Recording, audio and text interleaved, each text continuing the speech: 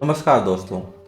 इससे पहले हम लोगों ने दो पोर्टफोलियो डिज़ाइन स्ट्रैटेजी के वीडियोस बनाए हैं, जिसमें हम लोगों ने सबसे पहले 1 लाख का पोर्टफोलियो डिज़ाइन स्ट्रैटेजी बनाया था। उसके बाद हम लोगों ने उस 1 लाख के पोर्टफोलियो को 5 लाख के पोर्टफोलियो में कन्वर्ट किया था। आज के इस वीडियो में हम लोग उसी 5 लाख के पोर्टफोलियो को 10 लाख के पोर्टफोलियो में कन्वर्ट करेंगे। तो ये पूरी वीडियो 5 सेक्शन में डिवाइडेड है। सबसे पहले हम लोग 1 लाख के पोर्टफोलियो को रिकैप करेंगे, उसके बाद 5 लाख के पोर्टफोलियो को रिकैप करेंगे, फिर अपना 10 लाख का पोर्टफोलियो डिजाइन स्ट्रैटेजी डिस्कस करेंगे।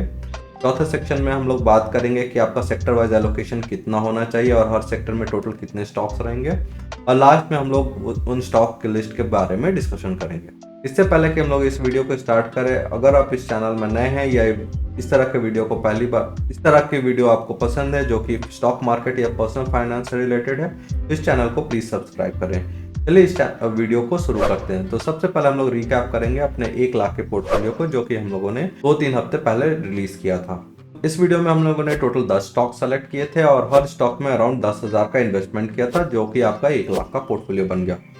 आज के इस वीडियो में हम लोग ये डिस्कस नहीं करेंगे कि हर स्टॉक सिलेक्शन या पोर्टफोलियो बिल्ड स्ट्रैटेजी क्या था। अगर वो उन सारी चीज़ों के बारे में आपको जानना है तो आप मेरे पिछले 2 वीडियोस को देख सकते हैं, जो कि 1 लाख का पोर्टफोलियो या 5 लाख का पोर्टफोलियो डिजाइन है। वह मैंने डिटेल में डिस्कशन किया है, मैं लिंक डिस्क्रिप्शन में ऐड कर दूंगा, आप जाकर उसको देख सकते हैं। आज तो अभी हम लोग बात करेंगे कि 1 लाख के पोर्टफोलियो में जो हम लोगों ने 10 स्टॉक सेलेक्ट किए थे वो कौन कौन थे। सबसे पहले फिनांस सेक्टर में हम लोगों ने कोटक महिंद्रा बैंक, बंधन बैंक, HDFC लाइफ और HDFC AMC सेलेक्ट किया था। दूसरे सेक्टर में एफएमसीजी में हम लोगों ने डीमार्ट सेलेक्ट किया था और HUL सेलेक्ट किया था, और इसके अलावा हम लोगों ने 4 और सेक्टर सेलेक्ट किया था, और हर सेक्टर में हम लोगों ने एक एक स्टॉक सेलेक्ट किया था। तो इंडस्ट्रियल सेक्टर में हेवल्स था, मटेरियल्स में एशियन पेंट्स, फार्मा में डिवीज लैब और IT में इन्फोसिस। इस तरह आपका 10 स्टॉक का सिलेक्शन था, और उन 10 स्टॉक्स में हम लोगों ने 10,000 के हिसाब से पोर्टफोलियो डिजाइन किया था। ये 10 स्टॉक्स मैं इसलिए बता रहा हूँ क्योंकि हम लोग जो फाइनल पोर्टफोलियो डिजाइन करेंगे उसमें कोई नए स्टॉक्स नहीं डालेंगे। ये 10 स्टॉक्स रहेंगे ही। इसके अलावा 5 लाख के पोर्टफोलियो का 8 स्टॉक्स भी रहेगा, और उनके अलावा हम लोग कुछ नए स्टॉक्स ऐड करेंगे और इनका इन्वेस्टमेंट अमाउंट बढ़ाएंगे। तो ये हो गया आपका 1 लाख का पोर्टफोलियो।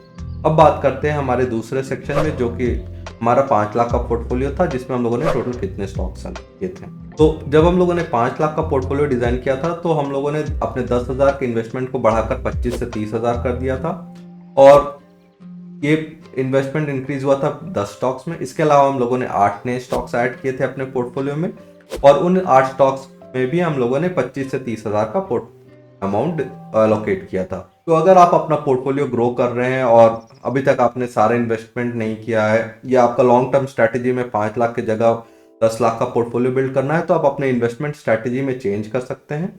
या फिर अगर आपको 5 लाख का एक पोर्टफोलियो रखना है तो आप अपने हिसाब से कुछ स्टॉक स्वैप कर सकते हैं, जो कि मैं आज डिस्कस करूंगा। लेकिन मैं 5 लाख के पोर्टफोलियो के बाद 10 लाख का पोर्टफोलियो डिजाइन स्ट्रैटेजी रिलीज कर रहा हूँ, तो ऐसा नहीं कि आप आज ही जाकर अपना 5 लाख का पोर्टफोलियो बिल्ड कर लें और उसके बाद आप उसमें अपने 10 लाख के हिसाब से पोर्टफोलियो स्ट्रैटेजी चेंज करें।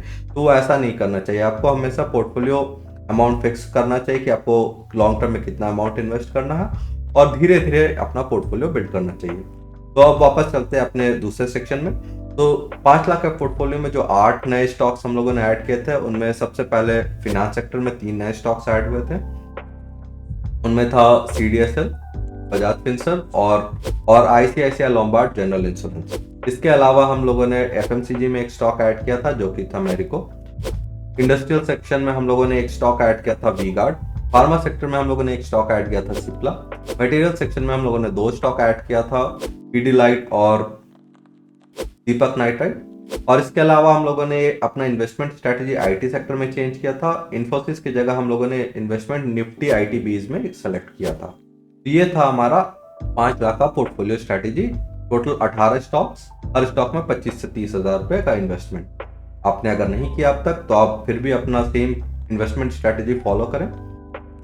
और मैं इस पॉइंट पे बार बार फोकस कर रहा हूँ क्योंकि आपको कभी भी अपना इन्वेस्टमेंट पोर्टफोलियो एक बार में बिल्ड नहीं करना चाहिए, क्योंकि इससे चांसेस है कि आप हमेशा हायर वैल्यू में इन्वेस्टमेंट कर देंगे। अब बात करते हैं आज के इस वीडियो के तीसरे सेक्शन में कि अब हम जब 5 लाख से पोर्टफोलियो को ग्रो करके 10 लाख कर रहे हैं तो हमारा टोटल कितना अमाउंट पर स्टॉक इन्वेस्ट होना चाहिए और कितने नए स्टॉक्स ऐड करने चाहिए पोर्टफोलियो में।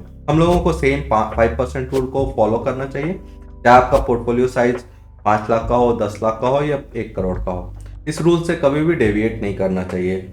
रीजन बीइंग क्योंकि अगर आप किसी एक पर्टिकुलर स्टॉक में ज़्यादा एक्सपोजर ले लेंगे तो चांसेस है कि अगर वो स्टॉक परफॉर्म नहीं करेगी या शॉर्ट टर्म में कोई इश्यू आ जाए तो आपका पोर्टफोलियो डिसबैलेंस हो जाएगा और इससे आपको काफी लॉस होने के चांसेस हो। इस रूल को मैं फिर से रीआइटरेट करता हूँ। 5% रूल के हिसाब से अगर आपका पोर्टफोलियो साइज अभी के में 10,000 मैंने कंसिडर किया है, तो पर स्टॉक आपका इन्वेस्टमेंट 50,000 से ज्यादा नहीं होना चाहिए।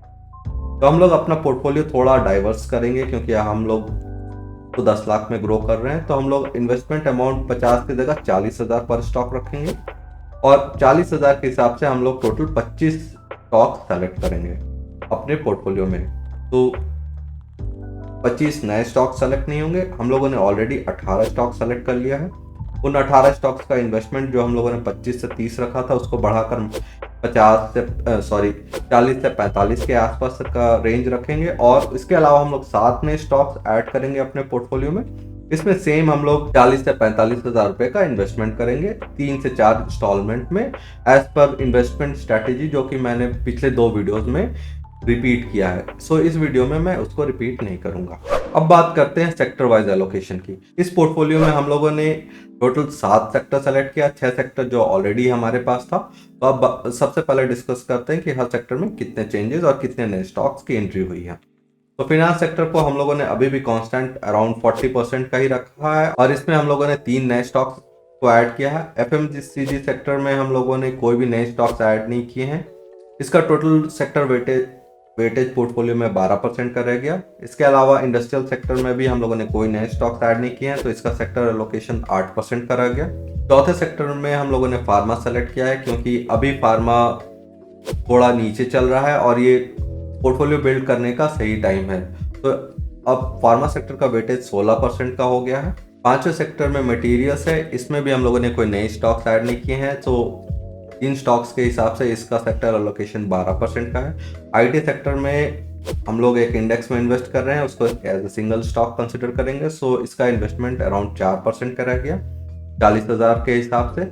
और 7वां सेक्टर जो हम लोगों ने सेलेक्ट किया है वो कंज्यूमर डिस्क्रेशनरी है, उसमें हम लोग टोटल 2 नए स्टॉक्स ऐड करेंगे, सो इस सेक्टर का टोटल इन्वेस्टमेंट 8% का हो गया। तो टोटल हम लोग 7 नए स्टॉक्स ऐड कर रहे हैं इस पोर्टफोलियो में। चलिए अब बात करते हैं इस वीडियो के आखिरी सेक्शन में। अगर अब तक आपको ये वीडियो पसंद आया तो प्लीज़ लाइक करें और शेयर करें यूट्यूब एल्गोरिदम के लिए, और अभी तक अगर आपने इस चैनल को सब्सक्राइब नहीं किया तो प्लीज़ सब्सक्राइब करें। सबसे पहले बात करेंगे फिनांस सेक्टर में जो 3 नए स्टॉक्स हम लोगों ने सेलेक्ट किया है। सबसे पहले एसबीआई कार्ड, दूसरा बजाज फिनांस और तीसरा एचडीएफसी बैंक। इन तीनों स्टॉक्स में से एसबीआई कार्ड अपने 52 वीक्स लो के आसपास ट्रेड कर रहा है, तो इसमें आप अपना इन्वेस्टमेंट अट कर सकते हैं। और ये स्टॉक का फंडामेंटल काफ़ी स्ट्रॉन्ग है और इसका बिजनेस स्ट्रैटेजी काफ़ी सही है और करंट जनरेशन के हिसाब से ये एक लॉन्ग टर्म इन्वेस्टमेंट स्ट्रैटेजी बनता है। एचडीएफसी बैंक अपने 52 वीक्स लो से थोड़ा ऊपर चल रहा है, लेकिन अगर आप पी रेशियो के हिसाब से देखें तो ये कोटक महिंद्रा बैंक से अभी अच्छे कंडीशन में है, तो इसमें आप अपना थोड़ा पोजीशन बिल्ड कर सकते हैं। बजाज फिनांस एक अच्छी स्टॉक है पर ये अभी अपने 52 वीक लो से थोड़ा ऊपर है, तो इसको वेट एंड वॉच करना चाहिए और आगे चलकर इसमें इन्वेस्टमेंट करनी चाहिए। दूसरी सेक्टर जिसमें हम लोगों ने 2 स्टॉक्स ऐड किया वो फार्मा सेक्टर, उसमें 2 स्टॉक्स है अमृतांजन और औरो फार्मा। औरो फार्मा एक लार्ज कैप स्टॉक है और अमृतांजन एक स्मॉल कैप स्टॉक है। दोनों अपने अपने नीश में मार्केट लीडर है और इसमें आप अपना धीरे धीरे पोर्टफोलियो बिल्ड कर सकते हैं और ये दोनों अच्छे बाइंग रेंज में अभी अवेलेबल है, तो आप अपने हिसाब से अपना पोजीशन बिल्ड करना स्टार्ट कर सकते हैं। आखिरी सेक्शन में हम लोगों ने एक नई सेक्टर सेलेक्ट किए थे जो कि कंज्यूमर डिस्क्रेशनरी है। इस सेक्टर के 2 स्टॉक्स के बारे में बात करते हैं। पहला स्टॉक है आपका डिक्सन टेक्नोलॉजीज। तो सबसे पहले जानते हैं कि ये सेक्टर काफी बीटन डाउन है क्योंकि कंज्यूमर स्पेंडिंग काफी लो है अभी के हिसाब से। एसी, फ्रिज, वॉशिंग मशीन, इन सारे चीज़ों का कंजम्पशन अभी लो है, मार्केट कंडीशन, ले ऑफ और बाकी वगैरह वगैरह बैड न्यूज़ की वजह से। तो ये टाइम बहुत अच्छा होता है आप अपने पोर्टफोलियो को बिल्ड करने के लिए। दूसरा स्टॉक है page industries. So page industries काफ़ी अच्छा ब्रांड वैल्यू बना चुका है और इस स्टॉक ने अपना नया 52 वीक्स लो बनाया है रिसेंट 1-2 वीक पहले, तो इसमें आप अपना धीरे धीरे पोर्टफोलियो बिल्ड करना स्टार्ट कर सकते हैं। ये हुआ हमारा 7 स्टॉक्स, जो कि आपका नया एडिशन होगा आपके 10 लाख के पोर्टफोलियो में। तो इस तरह हमारा 10 लाख का पोर्टफोलियो बिल्ड हुआ 25 स्टॉक्स का। पर स्टॉक आप 40 से 45 हज़ार का इन्वेस्टमेंट करेंगे। अब तक हम लोगों ने 3 स्टॉक पोर्टफोलियो बिल्डिंग वीडियोस बनाए हैं और एक म्यूचुअल फंड बिल्डिंग वीडियो बनाया है, जिसका लिंक मैं डिस्क्रिप्शन में ऐड कर दूंगा और पिन कमेंट सेक्शन में भी। अगर आप इस तरह के और वीडियोस के बारे में जानना चाहते हैं या किसी पर्टिकुलर स्टॉक एनालिसिस के बारे में जानना चाहते हैं, प्लीज़ कमेंट करके बताएं, मैं उसके रिलेटेड वीडियोस बनाऊंगा। अगर आपको ये वीडियो पसंद आया तो प्लीज़ लाइक एंड शेयर करें, और अब तक चैनल को सब्सक्राइब नहीं किया तो प्लीज़ सब्सक्राइब करें। अगले वीडियो तक के लिए धन्यवाद।